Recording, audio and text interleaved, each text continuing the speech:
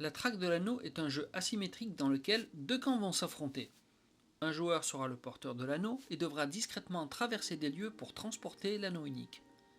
Face au porteur de l'anneau, 4 Nazgûl vont tout faire pour le retrouver et le corrompre, leur but étant de le faire basculer du côté de Sauron. A noter que les 4 Nazgûl pourront être joués par 1, 2, 3 ou 4 joueurs. Les Nazgûl gagnent immédiatement s'ils parviennent à faire monter la jauge de corruption de Frodon à son maximum. Le porteur de l'anneau, lui, gagnera uniquement en réussissant à transporter l'anneau jusqu'à Foncombe. La traque de l'anneau est un jeu pour 2 à 5 joueurs à partir de 14 ans pour des parties d'environ 90 minutes. En ouvrant la boîte de jeu, vous pourrez constater une chose étonnante.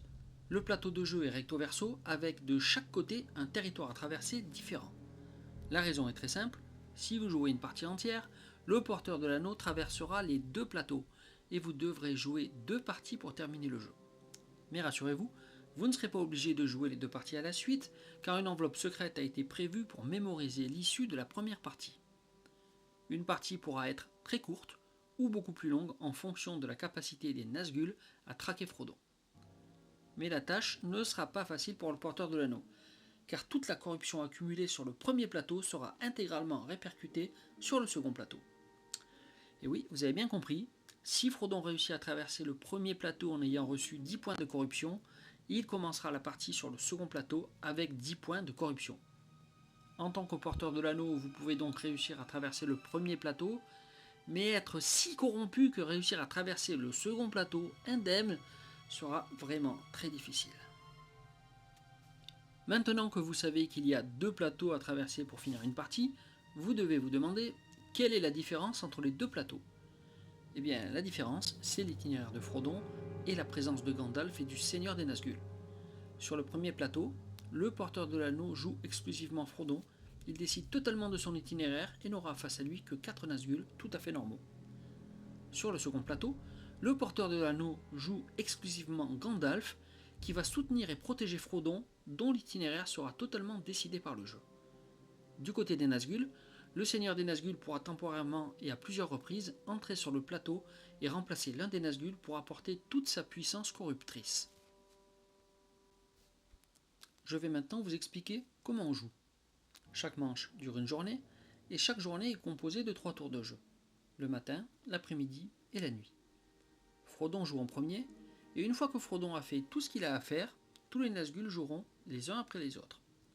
Au début de la partie, Frodon pioche secrètement l'un des jetons de départ portant les numéros 1, 2 et 3, et les Nazgûl lancent leurs idées d'action. A son tour de jeu, Frodon peut faire 3 choses, dans l'ordre de son choix. Se déplacer, jouer une carte alliée gratuitement, piocher une carte alliée en défaussant un jeton de communauté. Frodon se déplace toujours d'une seule étape, d'un lieu numéroté vers un point, ou vers un autre lieu numéroté. A noter que lorsque l'on choisit d'aller vers un point, ce choix n'est jamais définitif, car on pourra toujours choisir vers quelle destination connectée on voudra aller lors de notre prochain tour de jeu. Quand Frodon a fait son choix, il note secrètement sa destination dans son journal de voyage. Les cartes alliées du porteur de l'anneau lui permettent de se sortir de mauvaises passes en se déplaçant plus vite, en sanctuarisant des lieux grâce aux jetons alliés et en faisant tout un tas d'autres actions qui vont éloigner les Nazgûl ou bloquer leur capacité de détection. Passons maintenant au tour des Nazgûl. À leur tour de jeu, chaque Nazgûl peut faire 2 choses, dans l'ordre de son choix. Se déplacer et faire une action. Les Nazgûl se déplacent toujours de 3 étapes sur les grandes routes blanches, mais toujours d'une étape sur les chemins, sauf pendant la nuit, pendant laquelle ils peuvent se déplacer de 2 étapes sur les chemins. Les Nazgûl ont accès à 5 actions pour chasser Frodon. Premièrement, la fouille. Vous pouvez fouiller gratuitement un lieu numéroté. Cela permet de savoir si Frodon est passé par ce lieu et aussi de débloquer de nouvelles capacités pour les Nazgûl. Deuxièmement, la perception. Vous pouvez dépenser un dé d'action anneau pour faire une perception et savoir si Frodon se trouve dans la grande ou la petite zone dans laquelle se trouve le Nazgûl. Troisièmement, la traque. Vous pouvez dépenser un dé d'action épée pour traquer Frodon sur un lieu. Cela permet de savoir 2 choses.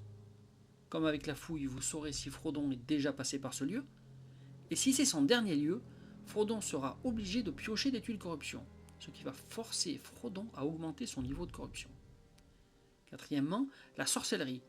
Vous pouvez dépenser un dé d'action main noire pour piocher ou jouer une carte de sorcellerie, ce qui va aider les Nazgûl dans leur traque. Cinquièmement, la carte de référence des Nazgûl. Vous pouvez faire une action spéciale en utilisant les capacités que vous avez débloquées. Les 5 capacités spéciales de la carte de référence des Nazgûl sont celles-ci. Avec la première ligne, vous pouvez défausser un dé pour avancer d'une étape supplémentaire. Avec la seconde ligne, vous défaussez 2 dés pour effectuer une traque ou une perception. Avec la troisième ligne, vous défaussez un dé épée pour avancer d'une étape et effectuer une fouille. Avec la quatrième ligne, vous défaussez un dé anneau pour avancer de 2 étapes supplémentaires. Et avec la cinquième ligne, vous commencerez l'acte 2 avec le seigneur Nazgûl déjà en jeu. A noter que lorsque les Nazgûl ont trouvé Frodon après une traque, ils piochent autant de tuiles corruption qu'il y a de Nazgûl autour de lui, et jusqu'à une étape de distance. Il est donc très important pour les Nazgûl d'être le plus proche possible de Frodon, car les tuiles de corruption allant de 1 à 3, si Frodon est traqué en étant entouré de 4 Nazgûl, il pourra recevoir immédiatement jusqu'à 12 points de corruption. Le premier plateau ayant 12 points de corruption et le second 18, vous comprendrez très vite que des Nazgûl bien organisés peuvent gagner très rapidement. Parlons maintenant du second plateau. Comme expliqué en début de vidéo, les Nazgûl gagnent n'importe quand s'ils parviennent à totalement corrompre Frodon. Mais Frodon ne peut gagner qu'en réussissant à traverser les 2 plateaux sans être totalement corrompu. Une fois que Frodon a traversé le premier plateau, de la comté à Brie, les joueurs retournent le plateau et mettent tout en place pour la seconde partie du jeu, et Frodon ira de Brie à Foncombe. Sur le second plateau, la corruption de Frodon va jusqu'à 18 points de corruption.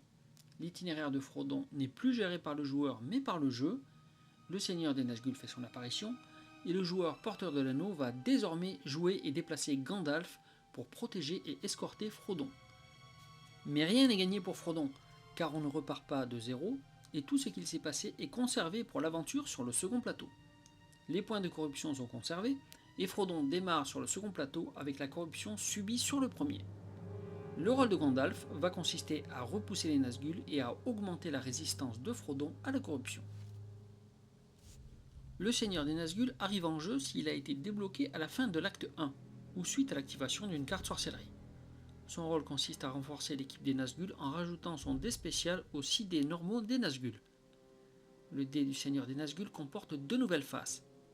L'anneau de Morgul qui oblige le porteur de l'anneau à préciser qui se trouve dans la zone de perception, Gandalf ou Frodon. Et ensuite, la tête de cheval, la recherche qui permet de déplacer tous les Nazgûl d'une étape. Le dé du seigneur des Nazgûl a aussi une protection contre Gandalf, qui ne peut en aucun cas l'annuler, et l'ombre du seigneur Nazgûl ne rapporte pas de pion communauté au moment de la phase d'entretien.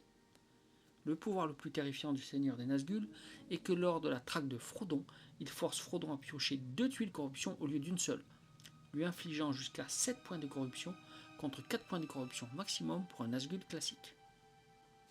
Voilà, maintenant que vous en savez beaucoup plus sur ce jeu, il ne vous reste plus qu'à y jouer. Merci de m'avoir écouté, à bientôt.